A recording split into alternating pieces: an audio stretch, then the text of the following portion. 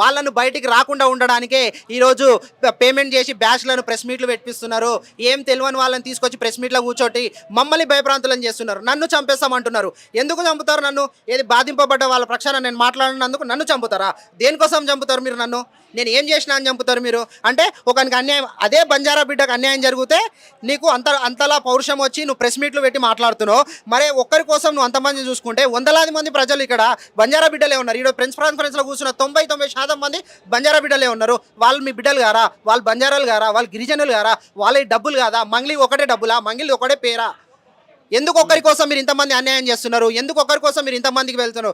అసలు ఇక్కడ మెయిన్గా ఒకటే చెప్పొచ్చేదన్న, ఇదంతా మ్యాటర్ అంతా మంగ్లీ మీద నడుస్తుంది కాబట్టి ఒక ప్రెస్ కాన్ఫరెన్స్ పెట్టి కూర్చోబెట్టి క్లియర్గా చేస్తే చాలా బాగుంటుంది అని చెప్పి నా ఉద్దేశం. ఎందుకంటే ఎక్కడో కూర్చొని స్టేట్మెంట్లు ఇవ్వడం కాదు, ఎక్స్ పరంగానో యూట్యూబ్ పరంగానో సోషల్ మీడియా ఫేస్బుక్ ఇన్స్టాగ్రామ్ పరంగానో నువ్వు ఇవ్వడం కాదు. ఒక ఇంట్లో కూర్చొని ఒక రూమ్లో కూర్చొని ఫోన్